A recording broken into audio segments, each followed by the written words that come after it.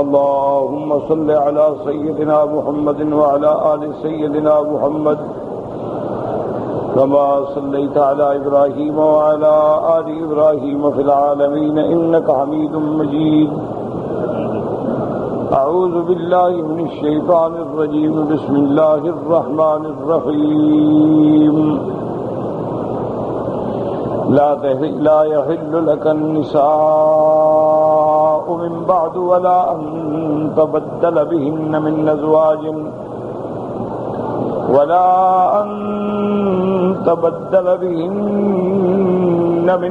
أزواج ولو أعجبك حسنهن إلا ما ملكت يمينك وكان الله على كل شيء رقيبا. قال المؤلف والمفسر رحمه الله تعالى: أدام النفع بعلومه وعلومكم في الدارين آمين. إلى أن قال: ذكر غير واحد من العلماء كابن عباس ومجاهد والضحاك وقتادة وابن زيد وابن جرير وغيرهم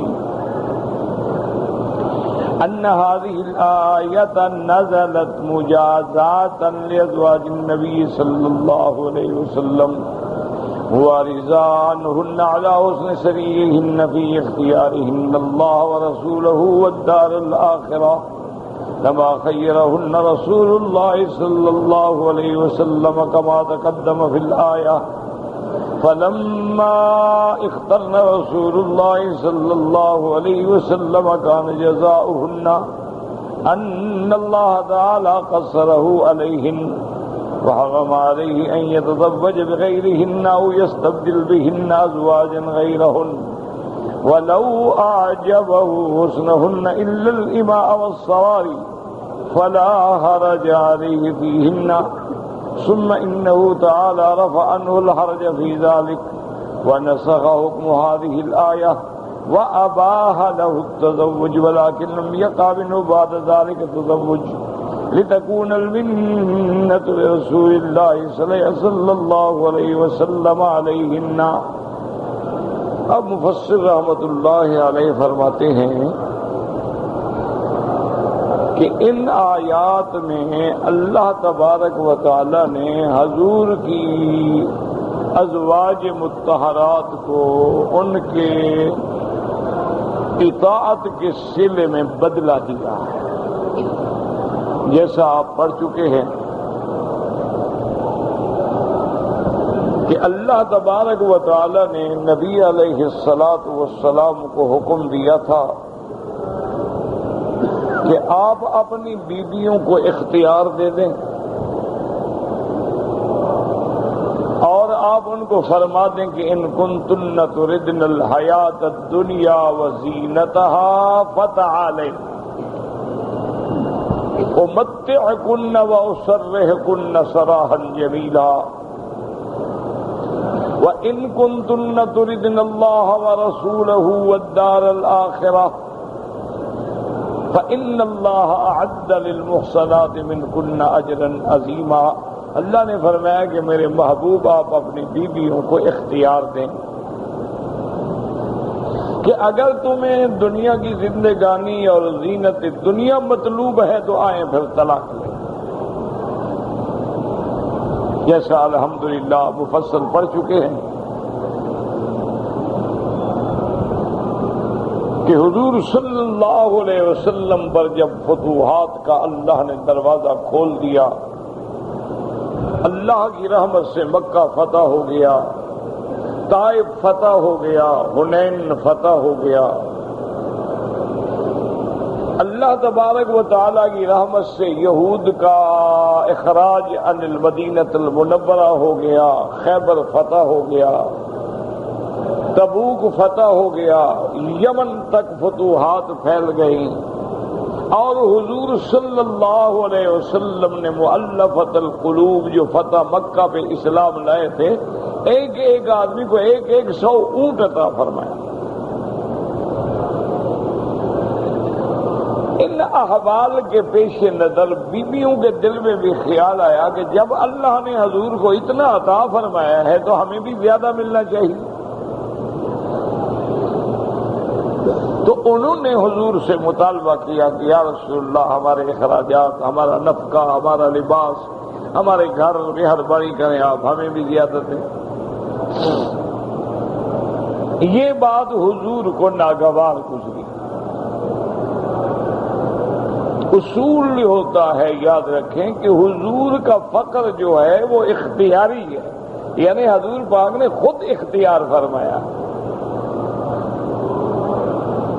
آپ کا فقر جو ہے وہ نہ اضطراری ہے نہ اجباری ہے بلکہ اختیاری ہے، ورنہ اللہ نے تو حضور کو یہ بھی فرما دیا کہ اگر آپ چاہیں تو ہم جبل صفا کو پہاڑ سونے کا بنا دیں، لیکن حضور نے عرض کیا کہ مولا کریم مجھے ایک دن مل گیا، تیرا شکر کیا، نہ ملا صبر کیا، بس میں اس پہ راضی ہوں۔ یہ فقر اختیاری۔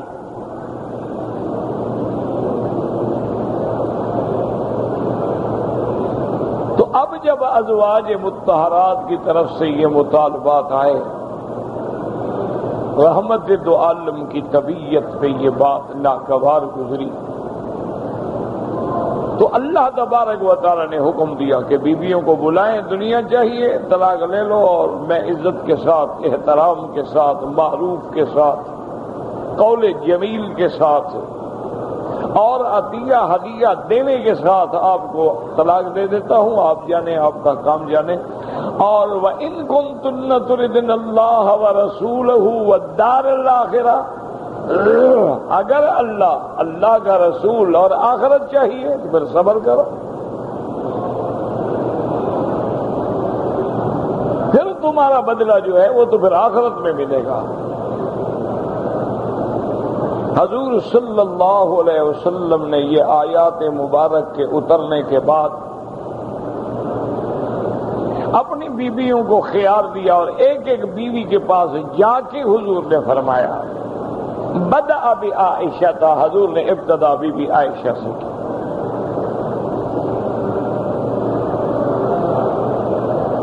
لیکن بی بی عائشہ نے عرض کیا کہ یا رسول اللہ اس میں تو ہم نے تو ایسی ایک بات کی تھی، ورنہ ہمیں تو اللہ اور اللہ کا رسول اور آخرت چاہیے، نہیں چاہیے ہمیں دنیا۔ تمام بیویوں نے دنیا کی زندگانی پر آخرت کی حیات کو ترجیح دی، لذات فانیہ پر نعم باقیہ کو ترجیح دی، تو اللہ نے اب ان کو بدلہ عطا فرمایا۔ اس آیت میں اللہ نے بھی اپنے نبی پاک کو حکم دے دیا کہ میرے محبوب اب ان بیویوں کے بعد آپ اور کوئی نکاح نہ کریں، اگر ان بیویوں نے اللہ کو اور اللہ کے رسول کو چن لیا ہے تو ہم نے بھی ان کو چن لیا۔ تو یہ بدلہ تھا ازواج مطہرات کی وفاؤں کا، یہ بدلہ تھا ازواج مطہرات کی اطاعت و فرما برداری کا۔ اللہ نے دنیا میں بھی بدلہ دے دیا کہ اب ان کے بعد آپ شادی نہیں کر سکتے۔ اور میرے محبوب اگر آپ یہ چاہیں کہ چلو ایک بیوی کو میں طلاق دے دیتا ہوں، جب طلاق دے دوں گا تو پھر تو عدد وہی رہے گا نا، اس کے بدلے میں ایک اور شادی کر لوں، آپ ایسا بھی نہیں کر سکتے۔ ہاں آپ کو صرف ان میں اجازت ہے کہ اگر اللہ تبارک و تعالی جنگ کی فتح کے بعد بامیاں آئیں وہ آپ رکھ سکتے ہیں، لیکن آپ کسی حرہ سے اب شادی نہیں کر سکتے۔ تو یہ بہت بڑا اعزاز تھا، اسی لیے بعض علماء نے لکھا ہے کہ جو قرآن میں ایک آیت ہے نا، عَصَىٰ رَبُّهُ إِن طَلَّقَكُنَّ أَن يُبْدِلَهُ أَزْوَاجًا خَيْرًا مِّنكُنَّ مُسْلِمَاتٍ مُؤْمِنَاتٍ قَانِتَاتٍ تَائِبَاتٍ عَابِدَاتٍ سَائِحَاتٍ ثَيِّبَاتٍ وَأَبْكَارًا۔ اللہ چاہیں اللہ تبارک و تعالی فیصلہ فرمائے اور نبی آپ کو طلاق دے دیں تو اللہ اس بات پہ قادر ہیں کہ اللہ آپ کے بدلے میں نبی پاک کو ایسی بیویاں دے دیں جو ایمان والی، اسلام والی، اطاعت والی، عبادت والی، روزے رکھنے والی، ان میں بیوہ بھی ہوں گی اور کنواری بھی ہوں گی۔ اللہ تو قادر ہیں اپنے نبی کے لیے اور ایسی بیویاں لائیں۔ تو وہاں بھی علماء نے اشارہ کیا ہے تفاسیر میں کہ اللہ نے جب ان بیویوں کو نہیں بدلا تو اس میں بھی ایک دلیل ہے کہ ان سے بہتر بیویاں دنیا میں ہی موجود ہی نہیں تھی کہ اللہ لے آتے۔ معنی یہ ہے کہ پھر ازواج مطہرات سے کوئی زیادہ اعلیٰ نہیں تھی، اور قرآن کی ترتیب بھی یہی بتاتی ہے ثیبات و ابکارا، بیوہ پھر کنواری، اور یہی ترتیب ہے حضور کے نکاح کی کہ آپ نے پہلے بیواؤں سے شادی کی اور بعد میں آپ نے بی بی عائشہ سے شادی کی۔ تو اس لیے اللہ نے اپنے نبی کو حکم فرما دیا کہ لا یحل لک النساء من بعد، ان کے بعد بس اب آپ اور کوئی شادی نہیں کر سکتے، نہ تبدیل کر سکتے ہیں، نہ بدل سکتے ہیں، نہ ان کو طلاق دینے کے بعد کوئی اور بھی نکاح میں لا سکتے ہیں۔ ہاں اگر کوئی عامہ اماں ہے، سراری ہیں، تو ان کی آپ کو اجازت ہوگی، چاہے آپ کسی کے حسن و جمال کو اچھا بھی سمجھیں، لیکن اب اور شادی نہیں کر سکتے۔ تو یہ بدلہ تھا ازواج مطہرات کی اطاعت کا جو اللہ نے انہیں دنیا میں بھی عطا فرمایا۔ اور مفسر رحمت اللہ علیہ فرماتے ہیں کہ بھئی بعد میں اس حکم کے آنے کے بعد اللہ تبارک و تعالی نے پھر اپنے نبی پہ احسان فرما کے اجازت دے دی کہ ہم نے آپ کو منع کیا تھا لیکن آپ کو اجازت ہے اور شادی کرنا چاہتے ہیں تو کر سکتے ہیں۔ لیکن حضور پاک نے پھر اس اجازت سے کبھی فائدہ نہیں اٹھایا، آپ نے پھر ان کے بعد کوئی شادی نہیں، کوئی نکاح نہیں کیا، باوجود اللہ کے کرم سے اجازت مل جانے کے باوجود بھی حضور نے بھی پھر اپنی بیویوں کو پورا بدلہ دیا کہ مجھے اجازت بھی مل گئی ہے لیکن میں آپ کے بغیر اور شادی کرنا نہیں چاہتا، تاکہ ان پر احسان جو ہے اللہ کا بھی قائم ہو اور اللہ کے رسول کا بھی قائم ہو۔ جیسے اللہ تبارک و تعالی نے اپنے نبی کو یہ اختیار دیا تھا کہ میرے نبی آپ پر اپنی بیویوں کے درمیان میں اوقات کار کا عدل کی پابندی نہیں ہے، آپ جس کے گھر میں چاہیں رہیں، جس کو چاہیں بلائیں، جس کو چاہیں نہ بلائیں، جس کو چاہیں نہ بلانے کے بعد پھر بلا لیں، آپ کو آزادی ہے۔ لیکن اس کے باوجود حضور پاک نے ساری زندگی عدل کیا، ساری زندگی انصاف کیا اور باقاعدہ نوبہ مقرر کیا، اور ہر مقررہ دن میں اس بیوی کے پاس تشریف لے گئے۔ تو یہ بھی پھر حضور کا کرم تھا کہ اللہ نے اجازت دے دی لیکن حضور پاک نے اس اجازت کو کبھی استعمال نہیں فرمایا۔ اس لیے مفسر رحمت اللہ علیہ فرماتے ہیں لا یحل لک النساء من بعد ولا ان تبدل بهن من ازواج ولو اعجبك حسنهن الا ما ملكت يمينك وكان الله على كل شيء رقيبا۔ اب مفسر فرماتا ہے کہ علماء نے جیسے حضرت ابن عباس ہیں، حضرت مجاہد، حضرت ضحاک، حضرت قتادہ، حضرت ابن زید، ابن جریر اور ان کے علاوہ دیگر علماء مفسرین رحمہم اللہ فرماتے ہیں کہ ان هذه الآیات نازلت، یہ آیت جو ہے یہ بدلے میں نازل ہوئی ازواج رسول صلی اللہ علیہ وسلم وَرِضَنَّهُنَّ، اور اللہ کی رضا کی علامت ہے، اللہ حسن سنیہن، کہ جو تم نے کیا ہے، تم نے اللہ کے رسول کو اور آخرت کو چن لیا ہے۔ جب حضور نے ان کو اختیار دیا تھا لیکن اللہ تبارک و تعالیٰ کی رحمت سے بیویوں نے اللہ کے رسول کو چن لیا۔ اب اللہ فرماتے ہیں تمہارا بدلہ یہ ہے کان جزاؤہن ان اللہ تعالیٰ قصر علیہن، اللہ نے بھی ان بیویوں کو بدلہ دیا اور اپنے پاک نبی پہ پابندی لگا دی کہ اب ان کے بعد آپ اور نکاح نہیں کر سکتے۔ حرم علیہ ان یتزوج بغیرہن، یعنی کسی اور بیوی سے نکاح کریں، او ان یستبدل بہن ازواجا غیرہن، یا کسی بیوی کو طلاق دینے کے بعد اور بیوی بدلنے اللہ نے فرمایا نہیں۔ ولو اعجبہ حسنہن، چاہے وہ آپ کو پسند بھی ہو، الا الاماء والسراری فلا حرج علیہ فیہن، ہاں اگر باندھی ہے، اگر کنیز ہے وہ شرعی کنیز جو جنگ میں حاصل ہوتی تھی، جہاد کے بعد حاصل ہوتی تھی مال غنیمت میں، یا مال غنیمت میں کسی آدمی کو مجاہد کو کنیز ملی اور اس نے بیچ دی اور آپ نے خرید لی، تب بھی آپ کے لیے حلال ہوگی۔ اب مفسر رحمۃ اللہ علیہ فرماتے ہیں ثم انہ تعالی رفع عنہ الحرج فی ذلک، بعد میں اللہ پاک نے یہ پابندی بھی اٹھا دی، وَنَسَخَ حُکْمُ هَذِهِ الْآیَةِ، اور اس آیت کے حکم منسوخ فرما دیا، وَأَبَاحَ لَهُ التَّزَوُّجَ، اللہ نے آپ کے لیے اجازت دے دی کہ آپ چاہیں تو اور شادی کر سکتے ہیں، وَلَٰكِن لَّمْ يَقَعْ مِنْهُ بَعْدَ ذَلِكَ تَزَوُّجٌ، لیکن اس آیت کے بعد اجازت ملنے کے باوجود حضور پاک نے پھر کوئی نکاح نہیں فرمایا، لِتَكُونَ الْمِنَّةُ رسول اللہ سمعهن، تاکہ حضور کا بھی احسان اپنی بیویوں پہ ہو جائے کہ اگر تم نے مجھے چن لیا ہے تو میں نے بھی آپ لوگوں کو چن لیا ہے۔ تو یہ آیات مبارک جو ہیں اس پہ دال ہیں۔ اصل میں علماء فرماتے ہیں کہ اللہ کے قرآن میں غور کریں، اللہ کے عدل پہ دیکھیں کہ حضور کی امت کے ہر مسلمان کو 4 بیویاں کرنے کی اجازت ہے۔ اچھا، اگر اتفاق سے، یعنی مذاق نہ بنا ڈالے، جیسے بعض بڑے لوگ جو ہیں وہ تلاوت کرتے ہیں کہ ہر سال گاڑی کا ماڈل بھی تبدیل ہو گیا، بیوی کا ماڈل بھی تبدیل ہو گیا، یہ تو پھر ایک تلاوت ہے، کھیل ہے، اللہ کے احکام کے ساتھ ایک تمسخر ہے، مذاق ہے، اور دشمنوں کو اعتراض کرنے کا موقع دینے والی بات ہے۔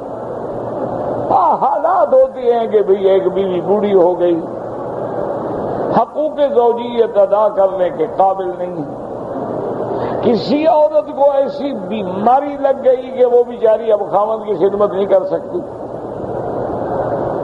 کوئی عورت جو ہے فوت ہو گئی، کسی بیوی کو ایسی بیماری لگ گئی جو چھوت چھات والی بیماری ہے، اس سے دوسرے کو بھی لگ سکتی ہے، تو اب اگر آدمی نے طلاق دے دی یا اور بیوی پہلی بیوی کے مرنے کے بعد ایک اور شادی کر دی تو کوئی منع نہیں، یعنی ایک وقت میں 4 بیویاں رکھ سکتا ہے، ایک مر جائے اور رکھ کر لے، اچھا ایک اور مر جائے اور کر لے۔ اچھا ایسا ہوا ہے کہ بعض لوگوں نے ماشاءاللہ 7 7 8 8 10 نکاح کیے، کیا اس لیے کہ مثلا بیوی مر گئی اور شادی کر لی، پھر ایک اور مر گئی پھر اور شادی کر لی۔ اچھا اتفاق سے کوئی جھگڑا فساد ہو گیا، اختلاف ہو گیا، طلاق ہو گیا، اس کے بدلے میں اور شادی کر لی۔ لیکن اللہ نے حضور کے لیے 4 کی پابندی نہیں لگائی تھی، یاد رکھیں، امت کے لیے 4 کی پابندی ہے لیکن حضور کے لیے 4 کی پابندی نہیں ہے، اس لیے حضور کے تقریباً 13 نکاح ہوئے ہیں، بعض روایات میں ہے کہ 11 نکاح ہوئے ہیں، اور بوقت آخر حضور کے گھر میں 9 بیویاں ہیں، تو آپ پر وہ 4 والی پابندی نہیں، لیکن 4 کی پابندی تو اللہ نے اٹھا دی، لیکن ایک اور پابندی لگا دی کہ ان کے بعد آپ نکاح نہیں کر سکتے، ان کے بعد آپ کسی کو طلاق دے کے اور بدل لینے کا امت تو کر سکتی ہے، لیکن اللہ کے نبی پہ پابندی ہے، ادھر اگر 9 کی اجازت دی تو 7 پابندی لگا دی، امت کو 4 کی اجازت دی تو پابندی بھی لگا دی۔ یہ اللہ کا عدل ہے، اللہ کا انصاف ہے، اللہ تبارک و تعالیٰ کی حکمتیں ہیں۔ باقی انبیاء کو اللہ تبارک و تعالیٰ نے زیادہ بیویوں کی اجازت کیوں دی کہ انبیاء کی زندگی کا ہر حصہ دین ہے، حضور کی زندگی داخلی ہے، خارجی ہے، قول ہے، فعل ہے، تقریر ہے، آپ کا اٹھنا بیٹھنا سونا ملنا، اور بعض ایسی راز کی باتیں ہیں جو بندہ ماں سوا اپنی بیوی کے کسی سے نہیں کہہ سکتا ہے، اور اس کو پورے عالم میں پہنچانا ہے۔ اور بعض احوال میں یہ بھی ہوا کہ حضور کی دشمنی ہے قبائل سے، تو جب آدمی کا کسی قبیلے میں رشتہ ہو جائے تو پھر فرق تو پڑ جاتا ہے نا۔ جیسے بی بی ام حبیبہ کا نکاح ہوا، بی بی ام حبیبہ جو ہیں حضرت ابو سفیان کی بیٹی ہیں۔ ابو سفیان کافر تھے، مکے کے سردار تھے، اور جنگ احد میں ابو سفیان تھے۔ ہر مسئلے میں ابو سفیان نے حضور کی مخالفت کی، لیکن حضور کا جب بی بی ام حبیبہ سے نکاح ہو گیا، اس کے بعد ابو سفیان کھل کے نہیں آئے حضور کے سامنے۔ تو ایک حکمت یہ بھی تھی کہ جب رشتے ہو جاتے تھے حضور کے تو وہ قبائل قریب آ جاتے، ان کو اسلام پہنچانا جو ہے وہ آسان ہو جاتا تھا۔ اسی لیے اب حضرت سلیمان علیہ السلام کی 100 بیویاں تھیں، اسی طرح بعض انبیاء کی 10 بیویاں تھیں، بعض انبیاء کی 11 بیویاں تھیں، بعض انبیاء کی تو 300 جو ہے ان کے گھر کے حرم کے اندر سراری اور اماں تھی۔ اور دوسری بات یہ ہے کہ اللہ اپنے انبیاء کو ایک عام مرد کے مقابلے پر تقریباً 100 مرد کی قوت عطا فرماتے ہیں۔ اللہ اگر اجازت دیتے ہیں تو اس کا انتظام بھی فرماتے ہیں۔ اللہ اگر کسی چیز کو حلال کرتے ہیں تو اس حلال کے حق ادا کرنے کی توفیق بھی دیتے ہیں۔ اگر اللہ کی آمد میں مسلمانوں کو 70 حور دیں گے، یعنی 72 حوریں ملیں گی ہر مومن کو، 72 تو اپنی ملیں گی نا، 72 ملیں گی جو کافروں کے حصے میں ہوں گی وہ بھی ہمیں ملیں گی، کیونکہ وہ کافر محروم ہو گیا، ہم اس کے حقدار ہو گئے، اولئک هم الوارثون۔ تو لہذا اب یہ ہو گیا کہ تقریباً 144 حور عین ہو گئی، تو اتنی طاقت بھی عطا کریں گے کہ 144 عورت کے حقوق ادا کر سکیں۔ اسی لیے اللہ تبارک و تعالی نے جو بھی فیصلہ فرمایا ہے وہ عدل ہے، وہ صدق ہے، وہ حق ہے، اور اس میں انصاف ہے۔ اللہ ظلم سے پاک ہے، اللہ ہر عجز سے پاک ہے، اللہ ہر غلطی سے پاک ہے۔ قال الامام احمد حدثنا سفیان بن عطاء عائشہ رضی اللہ تعالی عنہا قالت ما مات رسول اللہ صلی اللہ علیہ وسلم حتی احل اللہ لهم النساء۔ اس حدیث سے پاک میں آتا ہے، بی بی عائشہ فرماتی ہیں حضور پاک کی وفات سے پہلے اللہ پاک نے اپنے نبی کو اور بیویوں سے شادی کرنے کی اجازت عطا فرما دی تھی۔ وہ فرماتے ہیں اس کے بعد درواہ ایضا من حدیث ابن جریج عن بن عمر عائشہ رواه الترمذی والنسائی في سننیہما۔ وقال ابن ابی حاتم حدثنا ابو زرعہ قال حدثنا عبد الرحمن بن عبد الملك بن شیبہ قال حدثني عمر بن ابي بكر قال حدثني عبد الرحمن الخزاعي ان بن نضر مولى عمر بن عبد الله بن وهب بن زمعة عن ام سلمة رضي الله تعالى عنها قالت لم يمت رسول الله صلى الله عليه وسلم تعالى الله له ان يتزوج من النساء ما شاء الا ذات محرم۔ ابھی بھی ام سلمہ فرماتی ہیں کہ حضور کی وفات سے پہلے اللہ تبارک و تعالی نے اپنے پیارے نبی کو اجازت دے دی کہ جتنی چاہیں اور شادیاں کر سکتے ہیں، مگر ذات محرم سے اپنے رشتہ داروں کی قرابت سے نہیں کر سکتے ہیں، چونکہ ان کے لیے شرط تھی اللہ کی ہاجر نہ کا اس کے بعد نہیں، اس لیے ان میں تو نہیں، اگر ان کے علاوہ چاہے تو کر سکتے ہیں۔ ترجی منتشا منہن لا وجہت حالی ناصرتی بعدہ فی التلاوت کی آیت عدت الوفات فی البقت اللہ ناصرتی بعدہ۔ ابو بصر فرماتے ہیں ترجی منتشا منہن وتوی الیک وتؤوی الیک من تشاء. وہ فرماتی ہیں وہ آیت جو ہے اس آیت کی ناسخہ ہے، یعنی جس کو چاہیں آپ مؤخر کر دیں، جس کو چاہیں آپ قریب کر دیں، آپ کو اجازت ہے. تو لہذا وہ آیت ناسخ ہے، یہ آیت منسوخ. مفسر رحمۃ اللہ علیہ فرماتے ہیں جیسے عدت الوفات ہے سورۃ البقرہ کے اندر کہ پہلی آیت جو ہے وہ بعد والی آیت کے ناسخ ہے، یعنی ترتیب میں بعد میں ہے، لیکن ناسخ وہ ہے جو پہلے جس کو اللہ نے ذکر فرما دیا ہے. وقال آخرون بالمعنى الآية لا يحل النساء من بعد ما ذكرنا لك من صفة النساء اللاتي أحللنا لك من نسائك اللاتي آتيت أجورهن وما ملكت يمينك وبنات الأم والأمات والخال والخالات والواهبة وما سوى ذلك من أنصاب النساء فلا يحل لك. اور بعض علماء فرماتے ہیں کہ لا يحل لك النساء من بعد کا معنی یہ ہے اے من بعد ما ذکرنا لك، جو صفتیں ہم نے بیویوں کی ذکر کر دی ہیں، ہم نے کہہ دیا تھا احللنا لك ازواجك اللاتي آتيت اجورهن، اور اسی طرح مل کے یمین، اسی طرح بنات الام اور بنات الامات، اسی طرح بنات الخال اور بنات الخالات، اور اسی طرح وامرأة ان وهبت نفسها وامرأة مؤمنة ان وهبت نفسها للنبي ان اراد النبي ان يستنكحها خالصة لك من دون المؤمنين. یعنی جو ہم نے قرآن میں ذکر کر دیا، جو قسمیں بیان کر دی ہیں، ان کے علاوہ اب اور کسی سے آپ شادی نہیں کر سکتے، ان قسموں میں سے چاہیں تو شادی کر سکتے ہیں. وهذا ما روى عن ابي بن كعب ومجاهد في روايه عنه واكرمه والزهاق في روايه وابي الذين في روايه ابي سعيد وقتاده في روايه وصدي وغيرهم.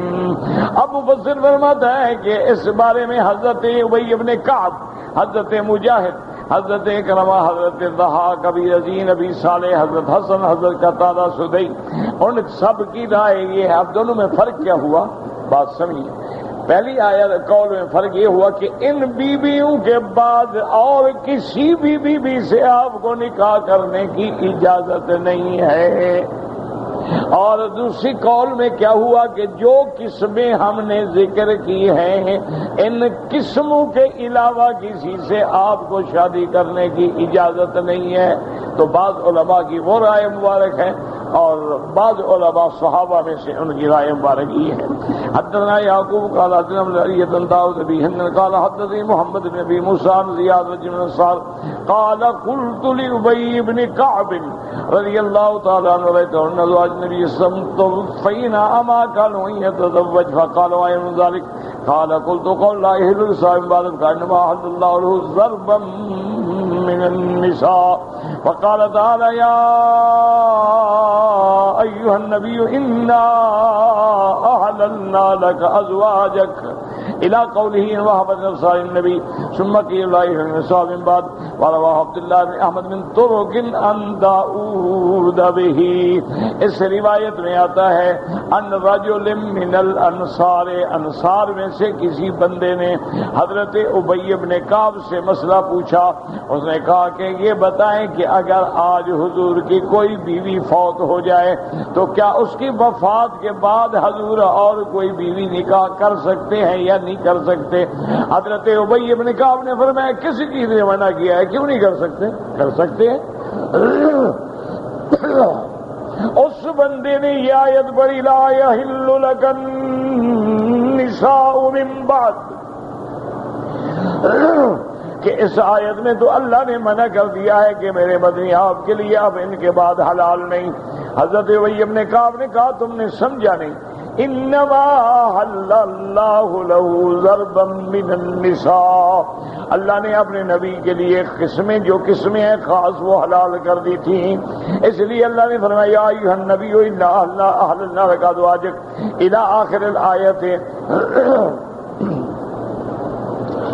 ثم قیل قیل له لا يحل لك النساء من بعد، یعنی ان قسم کے علاوہ نہیں کر سکتے، ان اقسام میں سے چاہیں تو کر سکتے ہیں۔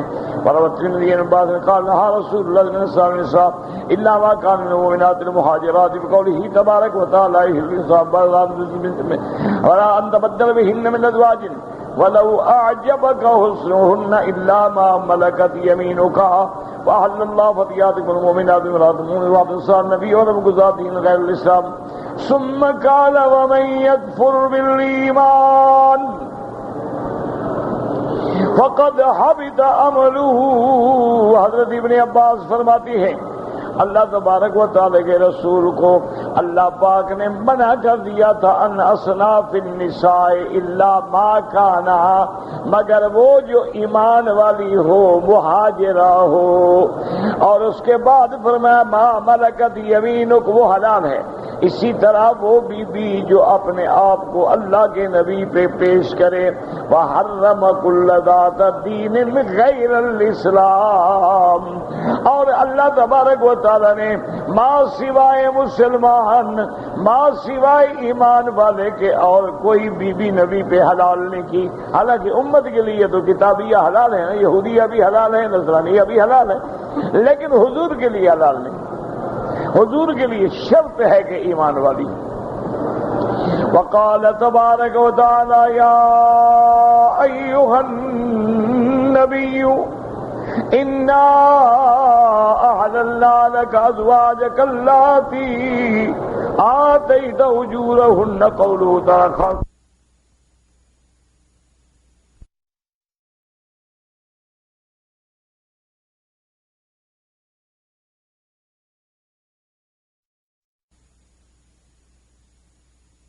نساء، ان کے علاوہ جو ہے وہ حرام ہے۔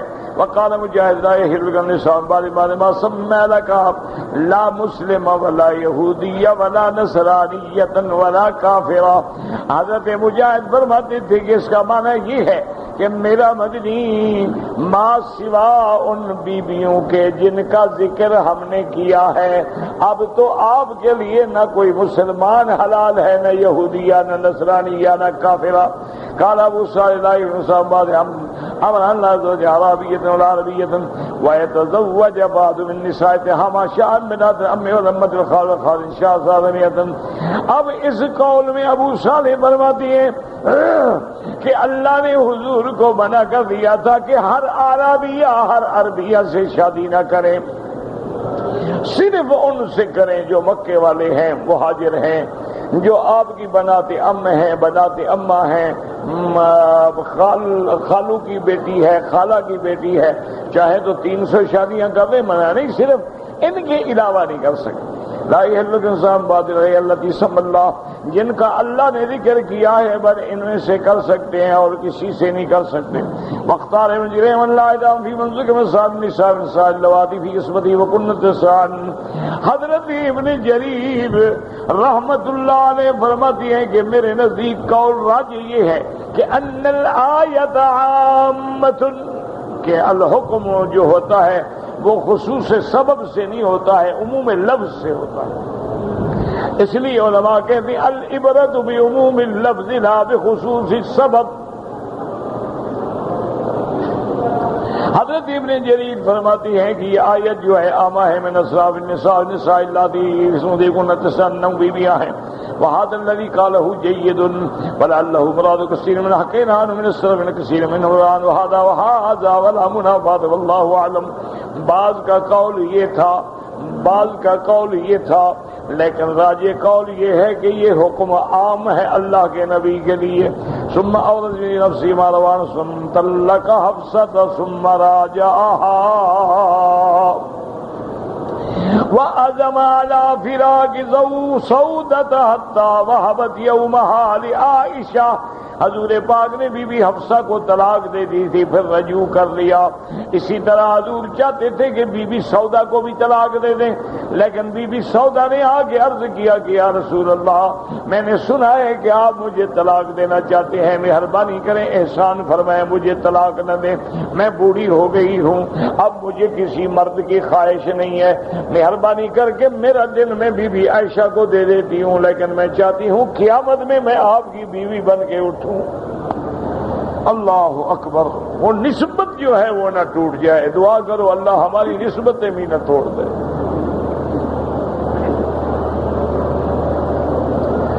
ان کی نسبتیں تو اونچی تھی نا، ہمیں اتنی نسبت تو ہے نا کہ ہم حضور کے ماننے والے ہیں۔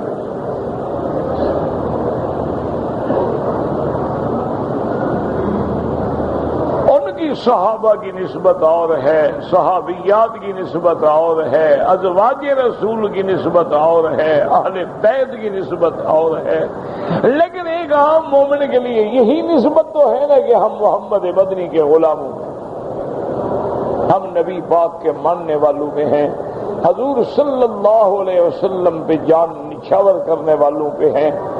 بس یہی نسبت اللہ نہ چھین لے، موت آئے تو اسی پہ آئے، حشر ہو تو اسی پہ ہو، اور قیامت میں اٹھیں تو اسی پہ اٹھیں، اور حضور کے ہاتھوں سے حوض کوثر بھی نصیب ہو اور شفاعت محمد عربی بھی نصیب ہو۔ اب اس کے بعد جناب فرماتے ہیں کہ یہی قول جو ہے زیادہ راجح ہے۔ پھر حضور پاک نے بی بی حفصہ کا رجوع کر لیا، بی بی سودا کو طلاق نہیں دی۔ ثم جاء بنالا کان قبل نزول قوله تبارک و تعالی، لیکن بعض علماء فرماتے ہیں یہ قصہ جو ہے بی بی حفصہ کو طلاق دینے کا، یہ اس آیت کے نازل ہونے سے پہلے ہے۔ وهذا الذي قالوا ان هذا كان قبل نزول الآية صحيح ولكن لا يحتاج الى ذلك۔ مفسر فرماتے ہیں یہ بات تو ٹھیک ہے کہ بی بی حفصہ کا قصہ ہو یا بی بی سودا کا قصہ ہو، اس آیت اترنے سے پہلے ہے، لیکن اس کی ضرورت نہیں۔ مانا تو یہ تھا نا کہ طلاق دے کے بدلے میں اور بی بی سے شادی نہیں کر سکتے، لیکن اسی کو طلاق دے کے رجوع کر لیا تو اس میں تو منع نہیں تھی۔ وَإِنَّ اللَّهَ يَتَبَادَّلُ اللَّهُ أَنَّهُ لَا يَتَزَوَّجُ بِمَنْ أَدَى اللَّوَاتِي فِي نِسْبَتِهِ وَأَنَّهُ لَا يَسْتَبْدِلُ بِهِنَّ غَيْرَهُنَّ وَلَا يَدُلُّ ذَلِكَ عَلَى أَنَّهُ لَا يُطَلِّقُ وَاحِدَةً مِنْهُنَّ مِنْ غَيْرِ اسْتِبْدَالٍ۔ مفسر فرماتا ہے کہ بدلنے کی اجازت نہیں تھی، لیکن یہ مطلب بھی نہیں کہ کسی کو طلاق دے دیں تو رجوع بھی نہ فرما سکیں۔ فَأَمَّا قَضِيَّةُ سَوْدَةَ فَفِي الصَّحِيحِ عَنْ عَائِشَةَ رَضِيَ اللَّهُ تَعَالَى عَنْهَا وَهِيَ سَبَبُ نُزُولِ قَوْلِهِ تَبَارَكَ وَتَعَالَى وَإِنِ امْرَأَةٌ خَافَتْ مِنْ بَعْلِهَا نُشُوزًا أَوْ إِعْرَاضًا فَلَا جُنَاحَ عَلَيْهِمَا أَنْ يُصْلِحَا بَيْنَهُمَا صُلْحًا۔ بی بی سودا کا قصہ جو ہے صحیح کے اندر موجود ہے۔ بی بی عائشہ فرماتی ہیں کہ سبب نزول اس آیت کا بھی بی بی سودا کا قصہ ہے کہ اگر عورت کو ڈر ہو اپنے خامد کے ناراض ہونے کا تو آپس میں صلح کر لیں کہ میں نے اپنے حقوق تمہیں معاف کیے، میرا حق جو ہے رات ٹھہرنے کا، میرے پاس آنے کا تمہیں معاف ہے، لیکن طلاق صلح ہو سکتی ہے۔ وَأَمَّا قَضِيَّةُ حَفْصَةَ وَرَوَى أَبُو دَاوُدَ وَالنَّسَائِي وَابْنُ مَاجَهَ وَابْنُ حِبَّانَ فِي صَحِيحِهِ مِنْ طُرُقٍ عَنْ يَحْيَى بْنِ زَكَرِيَّا بْنِ أَبِي زَائِدَةَ عَنْ صَالِحِ بْنِ صَالِحِ بْنِ حَيِّيٍّ وَسَلْمَةَ بْنِ كُهَيْلٍ سے جبیر بن عباس رضی اللہ عنہما أن رسول الله صلی اللہ علیہ وسلم طلق حفصة ثم راجعها وهذا اسناد قوی، یعنی بی بی سودا کا قصہ تو صحیح ہے ان میں ہے، لیکن بی بی حفصہ کی طلاق کا قصہ جو ہے سنن میں ہے۔ سنن ابو داؤد، سنن نسائی، سنن ماجہ، ابن حبان نے اپنے صحیح کے اندر بھی ذکر فرمایا ہے اس سند کے ساتھ کہ میرے آقا نے حضور پاک نے بی بی حفصہ کو طلاق دے کے پھر رجوع فرمایا تھا، اور سند بھی قوی ہے۔ وقال ابو حدثنا ابو قریب قال حدثنا یونس ابن بکیر عن الأعمش عن ابي صالح عن ابن عمر رضی اللہ تعالی عنہما قال دخل عمر على حفصة وهي تبكي فقال ما يبكيك إلا رسول طلقك إنه كان طلقك مرة ثم راجعك من أجلي والله لئن كان طلقك مرة أخرى لا أكلمك أبدا ورجال ولا شرط صحیحین. اس روایت میں آتا ہے کہ حضرت عمر آئے, اپنی بیٹی کے گھر میں گئے. بی بی حفصہ جو ہے یہ بیٹی ہے سیدنا عمر بن الخطاب رضی اللہ تعالیٰ عنہ کی. آپ گئے تو دیکھا وہی تب کی بیٹھی بی بی رو رہی ہے. آپ نے فرمایا ما یبکی, کہ کیوں رو رہی ہو؟ اللہ کے طلق کے رسول اللہ, معلوم ہوتا ہے کہ تمہیں حضور پاک نے طلاق دے دی ہے. اور کہا یاد رکھو حضور نے ایک دفعہ طلاق دی تھی تمہیں, اور میری وجہ سے حضور نے رجوع فرما کے تمہیں پھر بیوی بنا لیا. لیکن اب اگر حضور نے طلاق دی تو واللہ اب میں حضور سے کبھی بات نہیں کروں گا تیرے صلح کرنے کے بارے میں. تو اپنے آپ کو تم ایسے حالات کیوں پیدا کرتی ہو کہ حضور ناراض ہو جائیں اور حضور صلی اللہ علیہ وسلم خفا ہو کے طلاق دے دیں؟ ایک دفعہ میں نے عرض کر دیا, اب اگر تم رو رہی ہو اگر اور طلاق ہے تو میں کبھی نہیں کہوں گا حضور. وقوله تبارك وتعالى ان تبدل بهن من ازواج ولو اعجبك حسنهن فنهوا زيادة عليهن ان طلق واحدة منهن. اللہ نے فرمایا اب 9 کے بجائے 10 بھی نہیں ہو سکتی, اور 9 میں سے کسی کو چھوڑ کے بدل دیں یہ بھی نہیں ہو سکتا. واستدار گیا الا ما ملكت يمينه. وقد روى الحافظ بن بزار قال حدثنا حديثا مناسبا ذكره هنا فقال حدثني إبراهيم بن نصر قال حدثنا مالك اسماعيل قال حدثنا عبد السلام بن حرب بن عبد الله القرشي عن زيد بن أسلم عن عطاء بن يسار عن النبي هريرة رضي الله تعالى قال كان البدل في الجاهلية أن يقول الرجل للرجل بادلني امرأتك وأبادلك بامرأتي أي تنزل لي عن امرأتك وأنزل لك عن امرأتي. فأنزل الله ولا أن تبدل بهن من أزواج ولو أعجبك حسنهن. قال فدخل عيينة بن حصن الفزاري على النبي صلى الله عليه وسلم وعنده عائشة فدخل بغير إذن فقال له سمعين الاستئذان فقال يا سمع استأذنت على رجل من مزر منذ أدركته. ثم قال من هذه الهميراء إلى جنبك؟ فقال رسول الله هذه عائشة أم المؤمنين. قال أفلا أنزل لك عن أحسن الخلق؟ قال يا عيينة إن الله قد حرم ذلك. فلما أن خرج قالت عائشة من هذا؟ قال وهذا أحمق مطاع وإنه على ما ترين سيد قومه. ثم قال البزار إسحاق بن عبد الله لين الحديث جدا وإنما ذكرناه لأننا نحفظه إلا من هذا الوجه وبينا العلة فيه. اب مفسر رحمت اللہ علیہ فرماتے ہیں کہ اس روایت میں آیا ہے کہ جاہلیت میں ایک رواج تھا کہ لوگ آپس میں کہتے تھے کہ بابا بات سنو, میں اپنی بیوی کو تمہارے لیے چھوڑ دیتا ہوں, تم اپنی بیوی میرے لیے چھوڑ لو, ہم بدل لیتے ہیں اپنی بیوی. ایک کافروں میں رواج تھا, آج مسلمانوں میں بھی ہے ماشاءاللہ, اللہ معاف کرے. انا للہ و انا الیہ راجعون.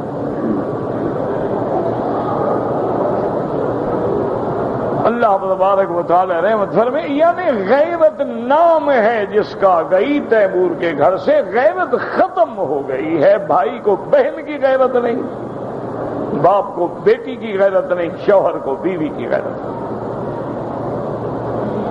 انتہا ہو گئی ہے کہ ایک گھر میں رہتے ہوئے باپ ہے, بھائی ہے, بہنیں ہیں, بیٹیاں ہیں, سب بیٹھ کے گندی فلمیں دیکھتے ہیں, کٹھے بیٹھ کے دیکھتے ہیں. رشتے دار ہیں، یہ کون ہے جی؟ یہ میرا کزن ہے جی، اور عورت کو لڑکی کو لے کے بیچ پہ پھر رہا ہے، سیر کر رہا ہے، کیا ہے جی؟ وہ جی ہم رشتے دار ہیں۔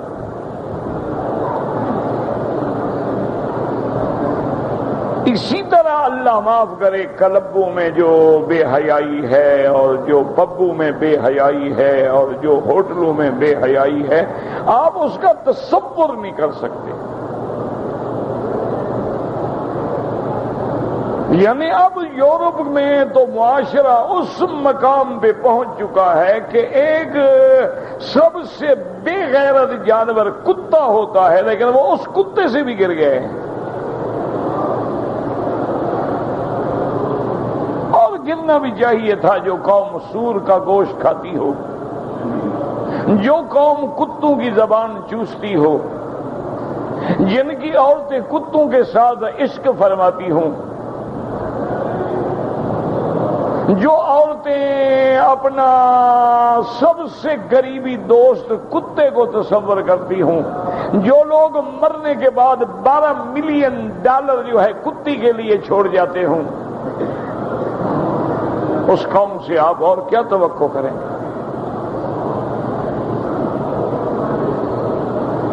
تو یہ زمانے جاہلیت میں تھا۔ تو حضور کی خدمت میں ایک آدمی تھے بنی مضر قبیلے کے، حضور صلی اللہ علیہ وسلم کے پاس آئے اور بغیر اجازت کے گھر آ گئے۔ اس کا نام تھا عیینۃ بن حصن الفزاری۔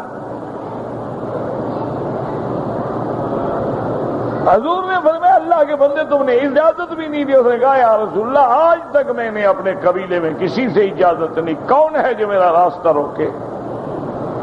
میں اتنا بڑا آدمی ہوں، مجھے اجازت دینے کی کیا ضرورت ہے؟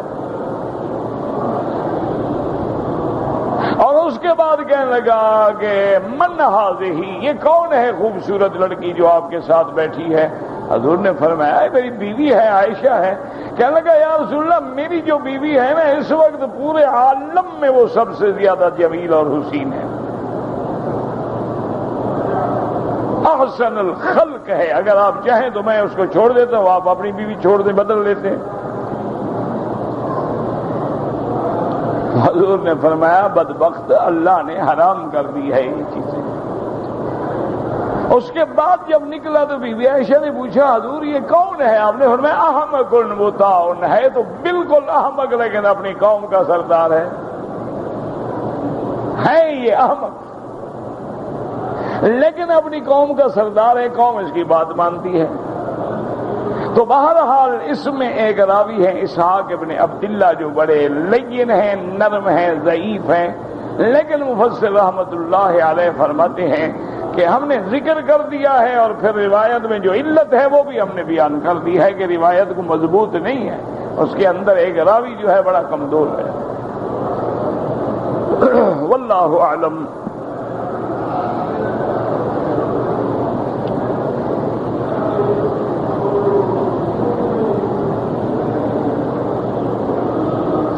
طواف میں یہ کہے کہ اس کا ثواب جو ہے میں حضور کو دیتا ہوں، پھر حضور کے وسیلے سے اللہ میرے والد کو دے دے، یہ غلط ہے۔ آپ جب براہ راست کہہ سکتے ہیں کہ یا اللہ یہ ثواب میرے والد کو دے، تو پھر یہ کیا طریقہ ہے کہ پہلے آپ حضور کو دیں گے پھر حضور کے وسیلے سے آپ اپنے والد کو دیں گے؟ یہ تو وہی رواج ہے نا جو ہمارے ملک میں ہے کہ جب ختم شریف پڑھتے ہیں نا مولوی درمیان میں بیٹھ جاتے ہیں ماشاءاللہ، وہ پڑھنے کے بعد کہتے ہیں جی میں نے 2 پارے پڑھ لیے ہیں، میرا ثواب تمہارے ملک۔ وہ کہتا ہے جی میرا ثواب تمہارے ملک، سارا ثواب مولوی کے ملک، مولوی اپنے ماں باپ کو بخشے گا، تمہارے ماں باپ کو کیوں دے گا؟ نوکر ہے تمہارا، ملک تو تم نے کر دیا، اب اس کی مرضی کس کو دے؟ وہ بھی دل میں کہتے ہیں اللہ ان سب کو محروم فرما، میرے ماں باپ کو عطا فرما، ملک جو کر دیا ہے۔ یہ ساری جاہلیت کی باتیں ہیں، یہ میرے بھائی چابیاں وہاں لگانی پڑتی ہیں جہاں قفل نہ کھلتا ہو۔ جب اللہ کہتے ہیں مجھ سے مانگو، براہ راست بات کرو میرے ساتھ۔ حیات النبی کے بارے میں آپ کا کیا نظریہ ہے؟ میرا کیا نظریہ؟ میں کوئی مجتہد ہوں یا عالم ہوں یا بزرگ ہوں، میں تو ایک طالب ہوں، بہرحال ماں سوائے دنیا میں ایک فرقہ ہے کرامیہ کا جو معتزلہ اور گمراہ فرقہ ہے، امت کا کوئی بندہ بھی نہیں کہتا کہ انبیاء مر گئے، انبیاء کی حیات کے سب قائل ہیں۔ کوئی ایک بھی کائنات میں پیدا نہیں ہوا جو انبیاء کی حیات کا قائل نہ ہو۔ تمام انبیاء احیاء ہیں، تمام شہداء احیاء ہیں۔ اللہ نص میں ایک مسئلہ بیان کر دیتے ہیں، آگے کہتے ہیں اللہ میں نے تمہیں عقل دی ہے، کوئی تم اندھے تو نہیں ہو نا، کہ جب شہید کو اللہ کہتا ہے مردہ نہ کہو احیاء، وہ زندہ ہیں، اور کہیں فرماتے احیاء عند ربہم یرزقون، زندہ ہیں اور ان کو رزق بھی دیا جاتا ہے۔ تو اللہ فرماتے ہیں تم اتنا کوڑ مغز ہو کہ جب شہید زندہ ہے تو نبی کا شان تو شہید سے کروڑوں درجے اونچا ہے۔ شہید اگر نبی کا کلمہ نہ پڑھے تو شہید نہیں ہو سکتا، وہ تو شہید تب بنے گا پہلے مسلمان تو بنے نا۔ تو اگر شہید زندہ ہے تو انبیاء کیوں زندہ نہیں ہیں؟ باقی یہ بات جو ہے یاد رکھیں، مسئلے میں اتنا افراط و تفریط ہو گیا ہے کہ بعض لوگ انبیاء کی حیات کا معنی یہ لیتے ہیں کہ حیات ہیں، جو چاہیں جیسا چاہیں جہاں جائیں جدھر جائیں جس مجلس میں جائیں جس میلاد میں جائیں جا سکتے ہیں، اور ایسی حیات ہے کہ حضور کی بیویاں بھی ان کو قبر میں پیش کی جاتی ہیں، یہ بھی جہالت ہے، اور جو بالکل حیات کا انکار کرتے ہیں یہ بھی جہالت ہے۔ اللہ نے آپ کو حیات دی ہے لیکن وہ عالم برزخ ہے، اس پہ عالم دنیا کے احکام مرتب نہیں ہوتے۔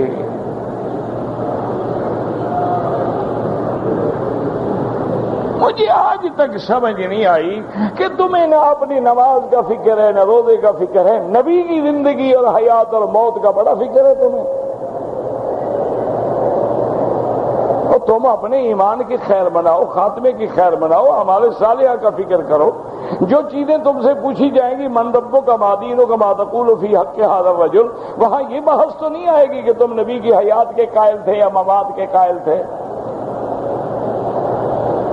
انا للہ و انا، اصل وجہ کیا ہے کہ دشمن ہمارے اندر گھس گیا ہے، ہر جماعت میں اس کے بندے موجود ہیں، ہر جماعت میں اس کے ایجنٹ داخل ہیں، اور وہ دونوں کو ابھارتے ہیں کہ یہ امت لڑتی رہے، کفر پھیلتا رہے، مسلمان ایک دوسرے کا گلا کاٹتے رہے۔ اصل وجہ جو ہے نا میرے بھائی یہ ہے، ان کا دماغ نہیں خراب ہو جاتا کہ کبھی کبھی بیٹھے بیٹھے نبی کے خلاف کارٹون بنا دیتے ہیں، اور ان کے قانون آپ پڑھیں تو آپ حیران ہو جائیں گے کہ عیسیٰ علیہ السلام کی توہین کریں تو صرف 500 پاؤنڈ جرمانہ ہے، یعنی 500 دے دو پھر توہین کرو، اور کسی کی توہین پہ $200 جرمانہ ہے۔ یہ کوئی قوم ہے؟ اچھا بیٹھے بیٹھے انہوں نے عورتوں کا زیر جامہ یعنی انڈر ویئر جو ہے لیڈیز اس کا بنایا ہے اور اس پر اللہ کے نام لکھے ہیں، اور نام وہاں لکھے ہیں جو جگہ عین پیشاب کی جگہ پہ آتی ہے۔ انہوں نے حمامات کے اندر اللہ کے قرآن کے اوراق کو لیٹرینوں میں ڈالا ہے۔ کیوں؟ اس لیے کہ مسلمان ابھرے، مسلمان کے جذبات دیکھیں، اگر ٹھنڈا ہو گیا تو ہمارا کام ہو گیا، اگر مسلمان بے غیرت ہو گیا ہے، اب اس کو نبی کی غیرت نہیں رہی تو چلو ہمارا کام ہو گیا، یہی تو وہ چاہتے ہیں، اور اگر ابھی غیرت موجود ہے تو لڑے گا مارے گا، ہم کہیں گے دہشت گرد ہے۔ ان کا کام تو دونوں طرف سے ہو رہا ہے نا۔ اسی لیے ہمیشہ یاد رکھو، خدا کے لیے اللہ کے گھر میں بیٹھے ہو، قطع نظر تعصبات کے، حضور کی حیات مبارک کو 1428 سال گزر گئے ہیں، 1200 سال تک کوئی ایک مسئلے میں مجھے جھگڑا دکھائیں جو صحابہ میں ہوا ہو، تابعین میں ہوا ہو، ائمہ مجتہدین میں ہوا ہو، محدثین میں ہوا ہو، کتابیں چھپی ہوں، مناظرے کے اعلان ہوئے ہوں، 50-50 ہزار روپے انعام رکھے گئے ہوں مسئلہ ثابت کرنے کے لیے، ایک جگہ دکھا دیں۔ اختلاف ہوتا تھا، علمی اختلاف۔ جیسے بعض صحابہ کہتے ہیں حضور نے اپنے اللہ کو نہیں دیکھا، بعض صحابہ فرماتے ہیں حضور نے دیکھا ہے، بس علمی جھگڑا ہے، کوئی لڑائی نہیں، کوئی جھگڑا نہیں۔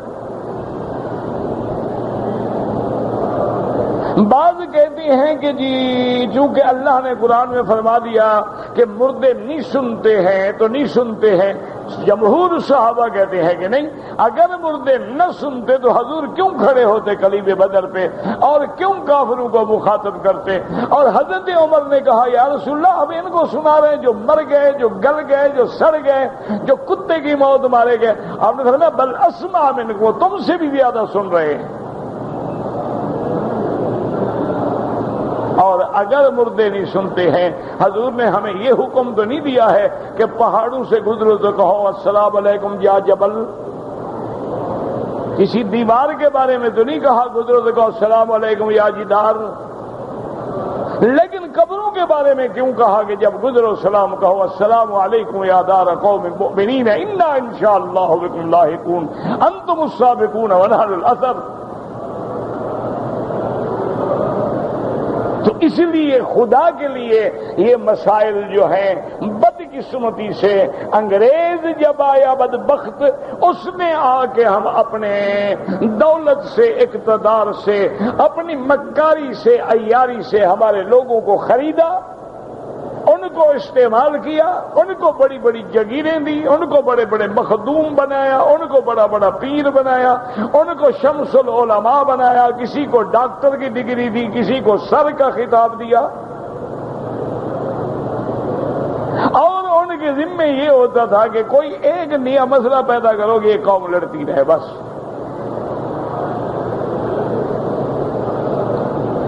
اور آج تک اسی پہ ہم لڑ رہے ہیں، یہ مسجد فلانی جماعت کی ہے، یہ فلانی جماعت کی ہے، یہ سبز پگڑی والے ہیں، یہ کالی پگڑی والے ہیں، یہ سفید پگڑی والے ہیں، جناب یہ ٹوپی والے ہیں، یہ واسکٹ والے ہیں، یہ شیروانی والے ہیں۔ انا للہ و انا الیہ راجعون۔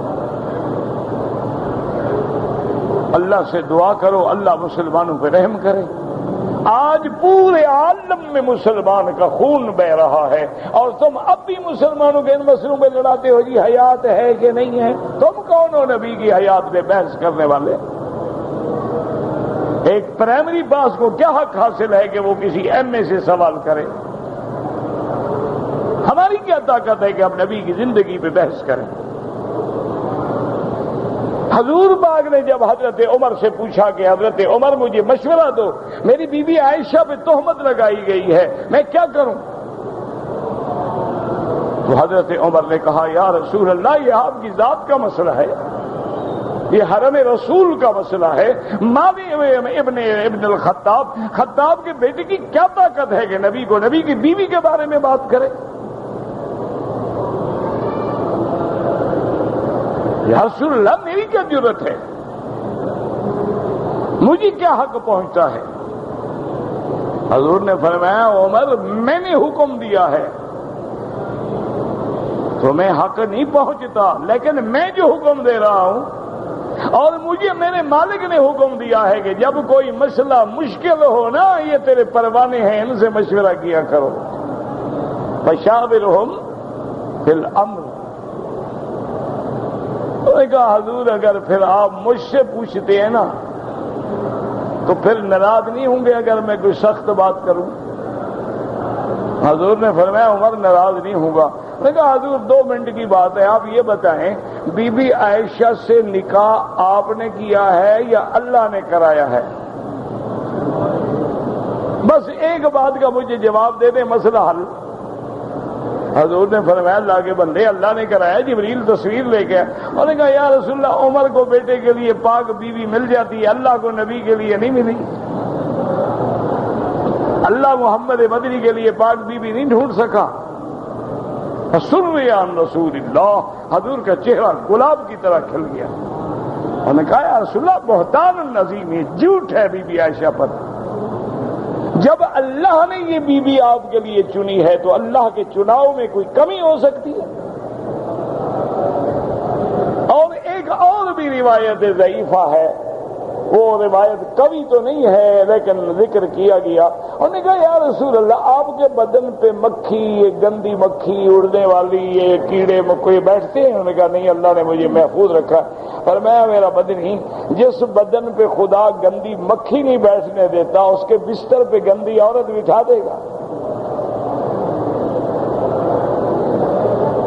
حضور خوش ہو گئے، مطمئن۔ میرا بھائی یہ نبی کے بارے میں بات کرو، کہ عقل کی بات کرو، آپ کون میں کون؟ اور ایک بات یاد رکھو، جب بحث ہوگی ایک زندگی ثابت کرے گا، ایک نبی کی موت ثابت کرے گا، دونوں بڑھتے جائیں گے بڑھتے جائیں گے بڑھتے، اور ذرا گستاخی ہو گئی دونوں کا ایمان ختم۔